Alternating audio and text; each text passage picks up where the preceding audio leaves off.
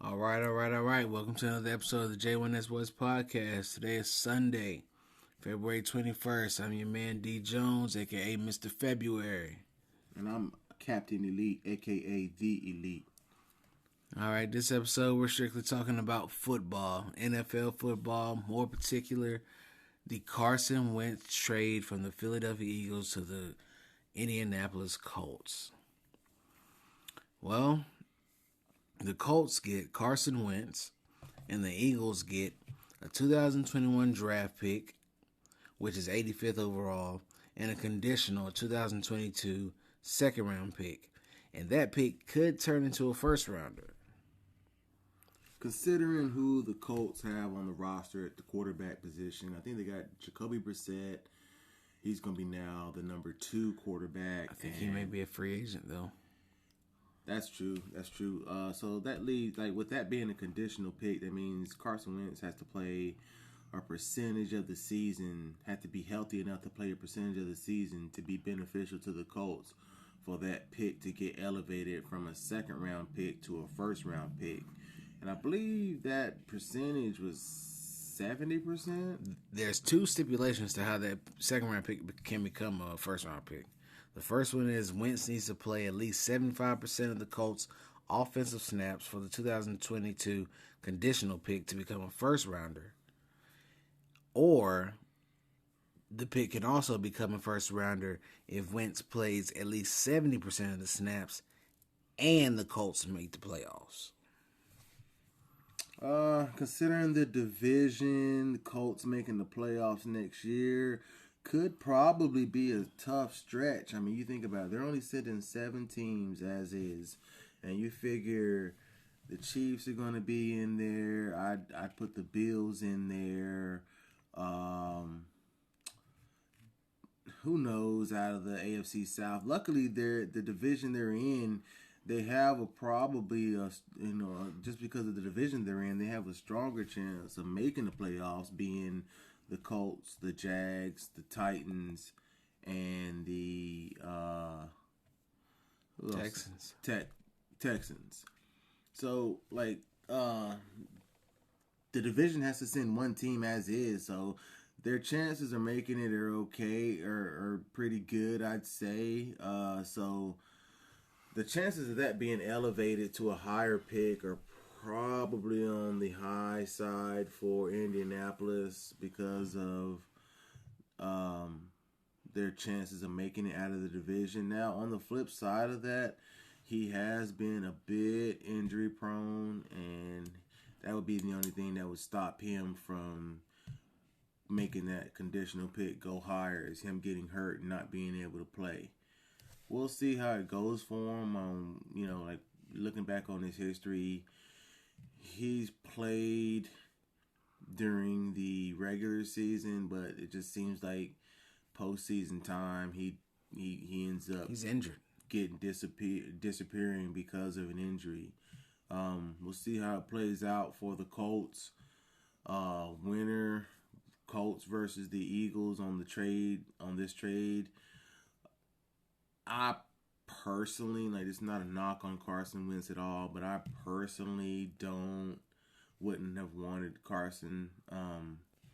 And for them to get that condition in there where he plays 75%, you figure 16 games, 12 games up. I think he'll make the 75% of the offensive snaps. Is it, you said that condition was and that they make the playoffs, or that they make the playoffs? The first condition is he needs to play at least 75% of the Colts' offensive snaps for the 2022 conditional pick to become a first rounder. And there's another condition that if he plays 70% and they make the playoffs, it can become a first rounder. Okay, so I mean, like I said, you never know how it's gonna go. He's got to obviously be on the field for those conditions to make that draft pick higher. But it's all gonna depend on his health. Again, he's played well enough. His offensive options are Mo Alley Cox, Jack Doyle, Ty, but I believe Ty could be. Yeah, I think Ty is free agent. I think he's gonna be up out of there. So, man, I'm gonna tell you what. Ty would be a nice scoop up for somebody. I know he's a smaller receiver, but like I know he had a rough season this year in the beginning, but he started to come on there towards the end, in which that could help.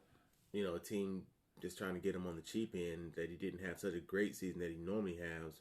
But yeah, if he's going to be up out of there, Carson Wentz isn't going to have He's going to Michael Pittman Jr. That'll be a nice little connect for him to hook up with. Jonathan Taylor, Michael Pittman Jr.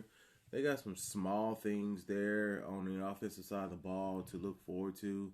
It all depends on his health, man. It's all up to Carson. If he can play up to those terms, then that deal to get sweetened up like it's supposed to. But if he doesn't, and I think the Eagles, in very worst case scenario, Eagles come out with a second round pick out of next year's draft. What did they get this year? You said this year's third round pick, 85th overall. So you get a third, and then a minimum second next year for Carson Wentz. I would take that. That's two day two picks. 2 day 2 picks for a quarterback that you were going to move on from anyway. I think that's pretty good, in my opinion. You mentioned Carson Wentz being healthy or whatever. It's not even necessarily all about the physical health. It's about the mental health as well, because there's been reports that him and former head coach of the Philadelphia Eagles, Doug Peterson, were not talking for weeks on end as far as into last season. Like that's no good type of chemistry. That's not good for business when it comes to your starting quarterback and your head coach. I mean, no wonder Jalen Hurts ended up taking over as far as quarterback for the Philadelphia Eagles till the end of the season. But when your head coach and your starting quarterback aren't talking, that's not good for business. That's not good for anybody at all. I feel like Carson Wentz may be in a better place when he gets to Indy. It depends, we'll see how things go as far as the coaching, because it's been reports that he doesn't take harsh coaching well, and sometimes harsh coaching may be misconstrued as harsh coaching and just bring the best out of someone. So we'll see how he takes as far as to the coaches in Indy. But on some other financial... Well, one other thing on that Indy thing, like, he's got a better offensive line, I think, at Indy. So like it shouldn't be like the issue of performance. That's going to be either he's going to be good enough to do what he needs to do, or he isn't. Because I think the offensive line is better in Indy, and he's Jonathan Taylor is an up and cut. Like he had a splash year this year. He should be better. And like you said, you added Jonathan Pittman. Michael Pittman. Michael Pittman, and then also, like I said, Mo Ali Cox and Jack Doyle. Not super great names or nothing like that at the tight end position, but you spread the ball around right. They're players who can make plays. See what he can do, man. Like I said, the line is better. Change of scenery. We'll see what he can do. Like a lot of quarterbacks kind of like have a tale of two halves. Like you look at Marcus Mariota. Like he didn't do that great in Tennessee.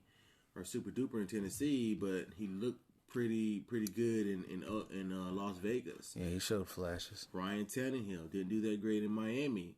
Tennessee, he's got Tennessee looking, really, he did okay in Miami. Miami didn't do enough for him. That's right. And that's why I say like a lot of quarterbacks could be in a position of a tale of two halves per se.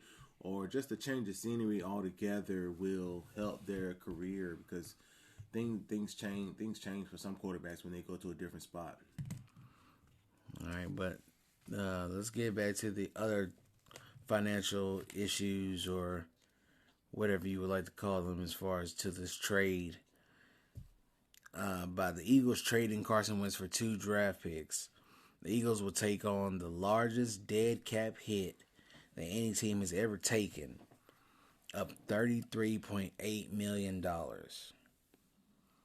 That means this season they're going to pay Carson Wentz, a player who's not even on their team, $33.8 million. And then the Colts will take over the balance of his $128 million extension that he signed with the Eagles, which includes the $10 million guaranteed roster bonus on March 19th. The Colts take on that $10 million? Yes. Okay, well, like, I'll tell you, like, Eagles, a lot of teams, they jump on, like, a quarterback has one good season, and they jump on giving him a great deal, i.e.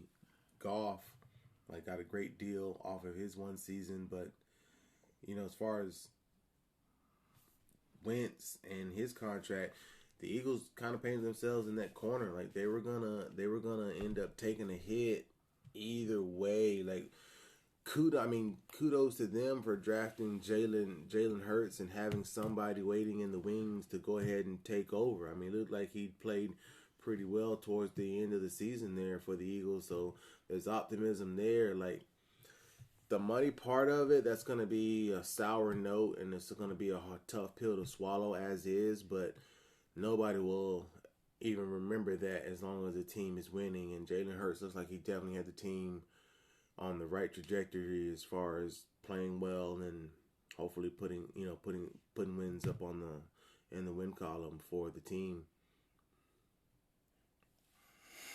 Yeah, we'll see how the whole Carson Wentz trade plays out.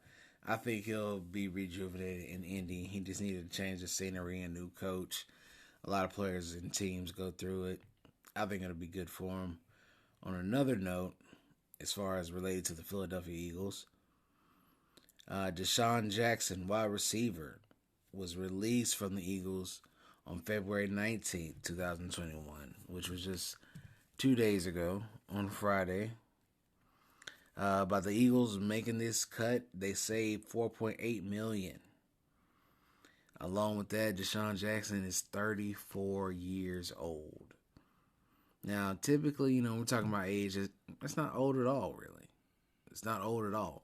But when it comes to an NFL wide receiver or NFL player in general, 34, yeah, you're up there and looking to be replaced. Given his age, he is old for the NFL. However, like I think a position change, not so much a position change, just where he is. If he were to move to the slot, I think he would easily add 2 to 3 years more to his career. Instead of being out on the outside, I think the slot would be a great position for him. His speed, I think he would thrive in that position. Like at this stage of his career, receivers like him typically tend to latch on to, like you imagine him perhaps with the Kansas City Chiefs, with his speed in the slot. You have Tyreek Hill, him, Miko Hardman.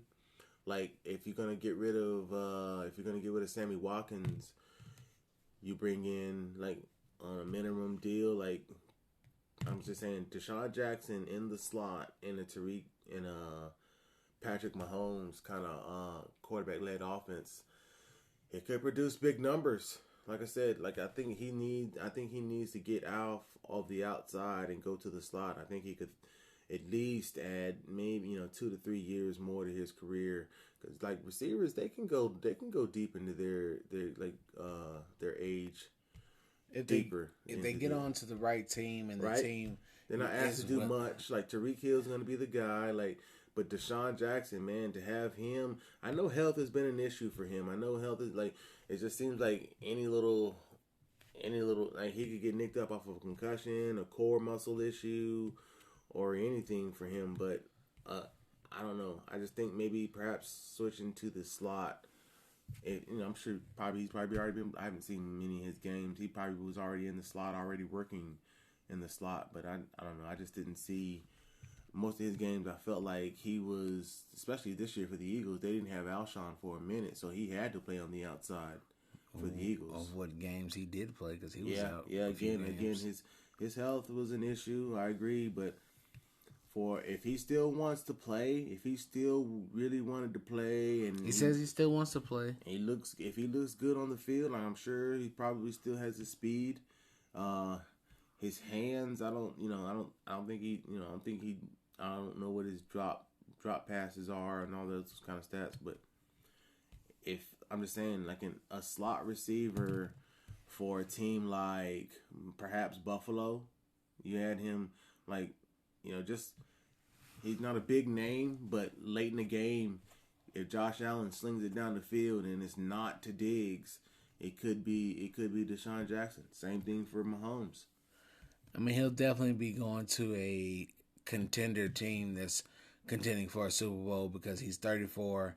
He's basically chasing a ring right now. Along with collecting a check and playing the game he loves, but he's definitely chasing a ring. He'll end up with a contender. I see him going myself to Tampa, not just because they won the Super Bowl, but because I don't believe they're going to be able to sign Chris Godwin back, which leaves Mike Evans still in the contract, and I believe Scotty Miller still in the contract.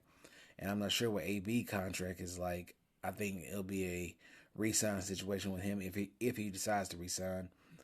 And I just think that you add DeSean Jackson to either Mike Evans and Scotty Miller or Mike Evans, Scotty Miller, and AB. Tom Brady's going to have a bunch of players that he could just throw the ball around to along with Gronk. I'm not sure what Leonard Fournette's contract is like. I believe Rojo is still up under his rookie contract or maybe just entering his last year. Any chance you think he might stay in the division? Like, he's already played for Washington.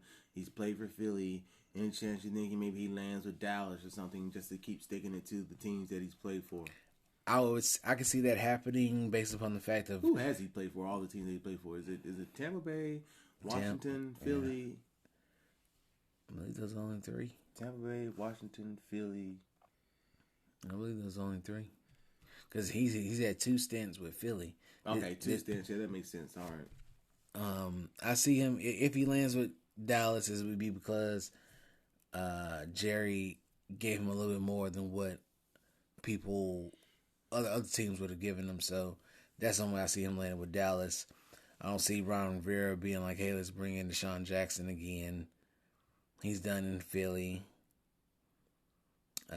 Who else is in the division? It's Cowboys, Redskins, Eagles, Giants. I don't see the Giants bringing him in. They're just in a whole new rebuilding stage, and no need to bring in a 34-year-old wide receiver. So seems like he's had some of his biggest games against teams in that division. Probably so, and that sounds about right. If it wasn't with him, it was against him. So it's always a possibility. He's like, I think I like sticking it to, like, especially the Eagles. They cut him. Maybe he's on a revenge tour or something like that. But if he's, like you said, if he's ring chasing, then a couple teams come to mind. But I think ultimately switching to the slot will help him more. That's my opinion. Again, it's not saying it's maybe him and Indy rekindle something up in Kansas City. Again, putting him in the slot. Tariq Hill's on the outside. Miko could be on the outside. And you put DeSean. Like, who would you rather have? DeSean or Sammy Watkins? DeSean. So, there's an upgrade there already at receiver. If, I think, Sammy's bigger. Probably, hell, they both been injured about the same. Yeah. I guess you wouldn't be losing. I guess you're taking a shot, 50-50, same 50-50 shot there if they're going to play or be injured. Both of them been about to injure about the same time. So, but if I'm with you, if I'm in a draft and it's my pick and I got to choose between those two, chances are I choose DeSean myself too. Considering even also considering DeSean on the Chiefs team. Like, even if he wasn't on the Chiefs team and Sammy Watkins was still on the Chiefs team, I'd probably still choose DeSean, even depending, what other team he was on. Depending on, if we're talking fantasy football wise, depending on the matchup, depending on the quarterback too. Like, I mean, we'll get into the fantasy football stuff later. We got some good stuff coming with fantasy football. But as far as this DeSean Jackson getting released, free agent, you'll see he'll sit back and take a look and see what's out there. Like, I'd wait for the dust to settle. I probably wouldn't feel any urgency to sign before the draft. But then again, after the draft, teams pick up receivers and it may not need you. Then at that point, you're probably waiting for an injury. So it's up to him, whichever way he wants to take it. If he wants to go ahead and jump on a team before the draft or after the draft, either way, I still feel like a move to the slot would be best for him. All right. So, key points of this episode: Carson Wentz got traded to the Colts. The Eagles got 2 draft picks for Carson Wentz. One of those draft picks could be a first-round draft pick, depending on how Carson Wentz plays. DeSean Jackson got released from the Eagles. He's definitely going to probably end up signing with a contender. That's been another episode of the J1S Boys Podcast. We're out.